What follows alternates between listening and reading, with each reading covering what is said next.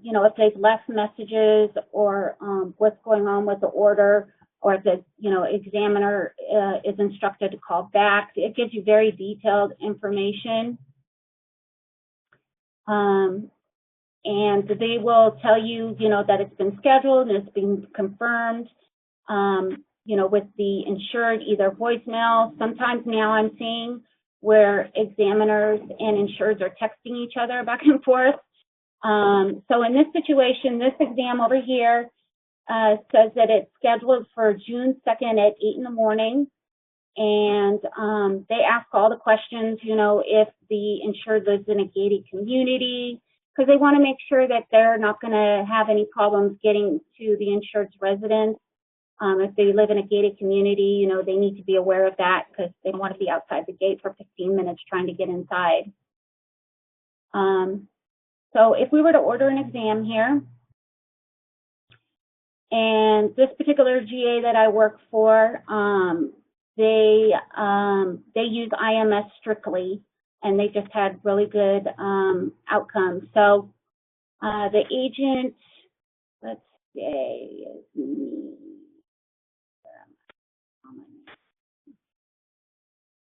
And, you know, you pick the insurance company.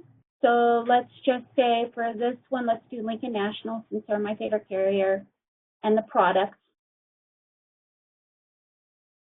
And this particular exam provider, which is interesting, they have you outline if it's term, permanent, and even give the product name. So let's just say it's term.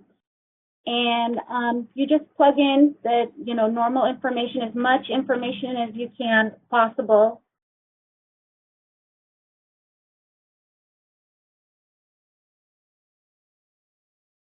Don't laugh at my ear.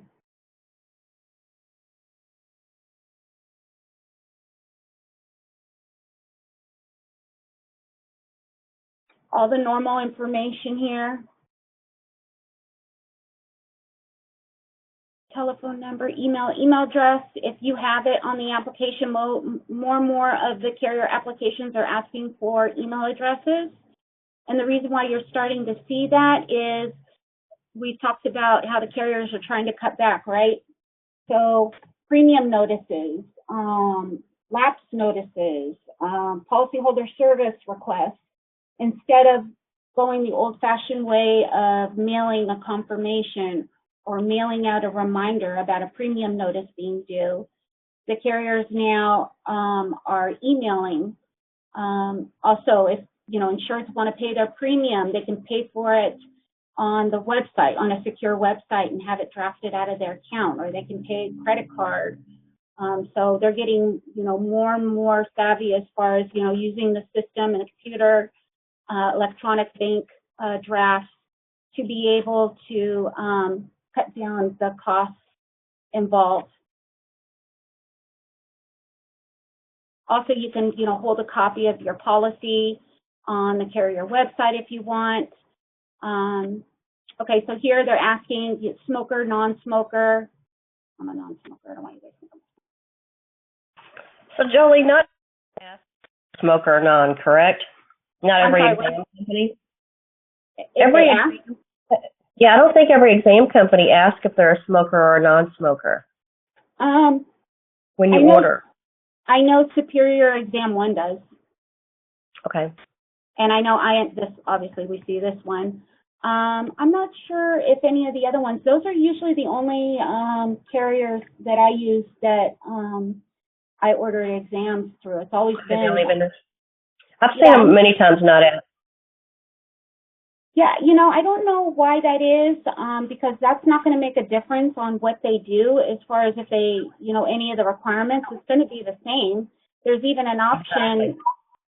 If you don't know, it's not like you have to answer it. It's not going to change anything. So I don't know why that's so detrimental, unless that it is another way of them trying to, you know, get information that possibly somebody isn't forthright. Well, I know in the past, back quite a long time ago, if you were a smoker at a certain age, they would require a chest X-ray. Yes. So this may just be a carryover from when they needed to know that they were going to have to arrange a chest x-ray in addition to the exam. So that's probably it. Yep, and you're probably right. You know, if it's a new application, you don't know the policy number, that's okay. You don't have to put special notes. You know, if you know that if the insured is, you know, scared of needles, or does anybody know what white coat syndrome is?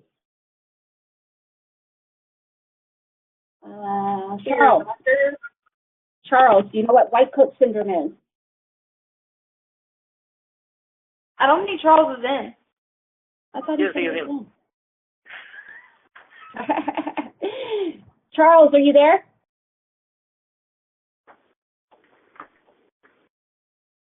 How about Gotham?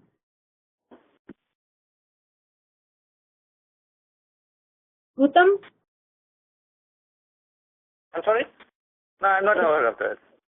How about Mukund? Yeah, this is Mukund here. I'm not aware of this. Have you ever heard of white coat syndrome? No? No? No?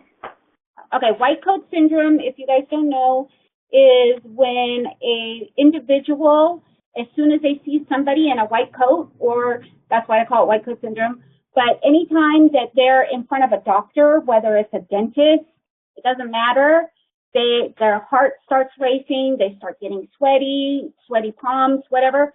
So then what do you think what happens when they start feeling anxiety or nervous?